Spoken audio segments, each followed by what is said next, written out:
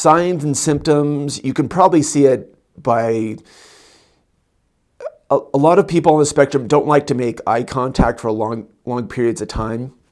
So they'll probably tend to look around the room a bit, or they'll probably do something with their hands. They'll be very fidgety or bounce their leg or something.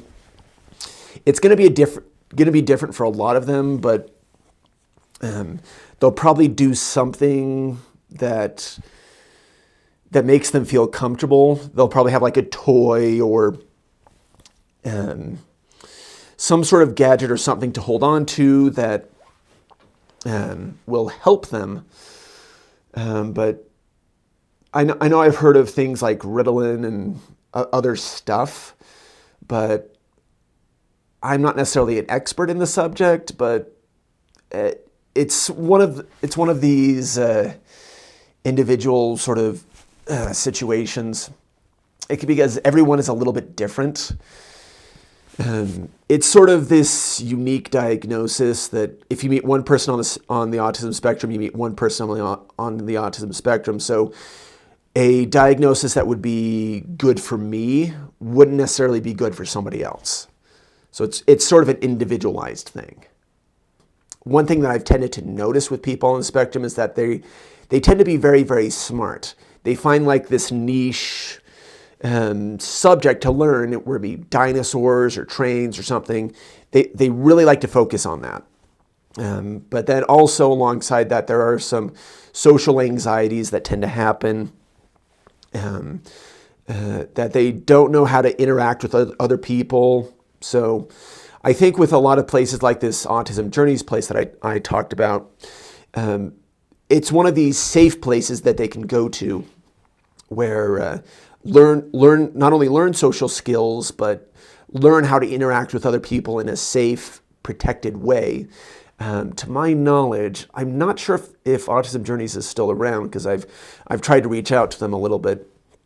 But just finding a place that can not only help you figure out whether or not you are on the spectrum, but again, finding that individualized plan, finding out what it is that you actually need. And again, it's going to be that individualized plan that's specific to that person.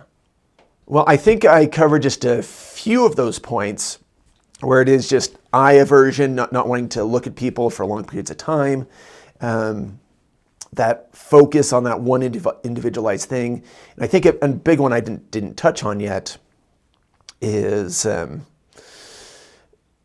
sensory overload. Because like I look around here in this room and I see like these lights and all this stage setup and everything. For me, I've learned to actually be used to these lights being as big as they are, or as bright as they are.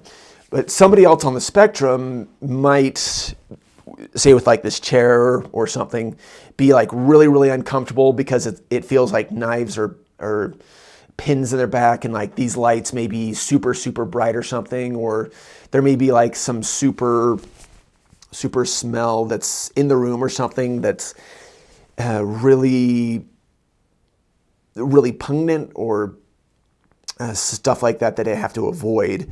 So just that sensory overload, they have to sort of be careful about the sights, the smells and everything. And so it's one of these things that they can just lock down, and they just don't want to do anything because it just coming in. These lights are too bright, and they can't do anything at all.